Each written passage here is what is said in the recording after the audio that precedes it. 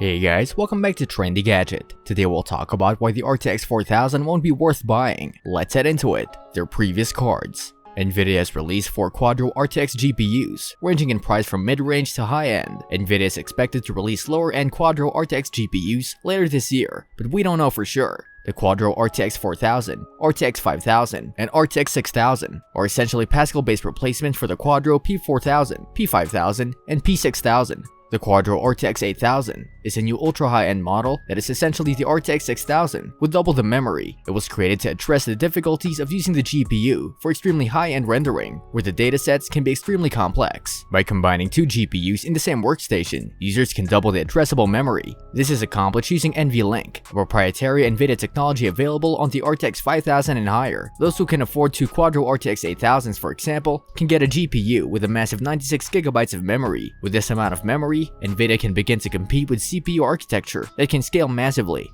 As you might expect, the higher you go up the range, the more cores you get. FP32 performance is a measure of a GPU's single precision compute capabilities, or TFLOPs, based solely on its CUDA cores. This figure can be directly compared to Quadro products from previous generations. In addition, NVIDIA has introduced 2 new metrics to help users distinguish between its new GPUs. The first is RTX OPS, which considers overall processing power as well as ray tracing and deep learning capabilities of the GPU. The second ray tracing metric is raycast, which is measured in gigarays per second. The Quadro RTX 4000, it even outperformed the AMD Radeon Pro WX 8200 in the DX12-based Cyan room, a test in which AMD typically performs well because its Vega architecture is optimized for low-level APIs like DirectX 12 and Vulkan. We didn't test the RTX 4000 in VR, but based on our previous experience with the P4000 and P5000 and its comparative performance in VR Mark, we expect it to be a very good card for professional VR. For most 3D CAD applications, including SolidWorks, the Quadro RTX 4000 is far too powerful. The entry-level or mid-range GPUs like the Quadro P1000 or P2000 cannot perform just as well. However, because professional GPUs are certified and optimized for a variety of CAD tools, one of the main reasons to choose a professional GPU over a consumer GPU is for CAD. This means that pro features like Real View in SolidWorks and OIT, or order-independent transparency in SolidWorks and Creo, which improve the performance and visual quality of transparent objects in Viewport, may be available, as well as access to pro features like Real View in SolidWorks and OIT in SolidWorks and Creo. The Mauna Kea Spectroscopic Explorer Telescope,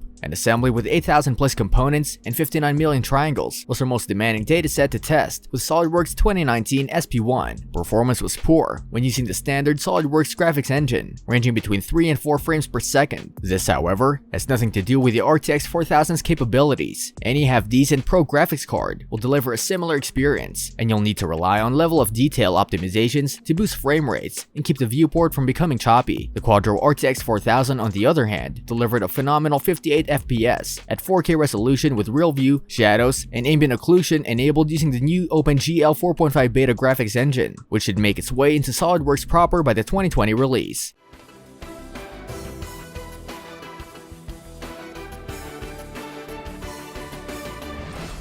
In short, the RTX 4000 is an excellent choice for any CAD or BIM project. If the application is CPU limited, there's a good chance you won't be able to find a GPU that can outperform it. If it isn't CPU limited, on the other hand, it should be able to handle anything you throw at it.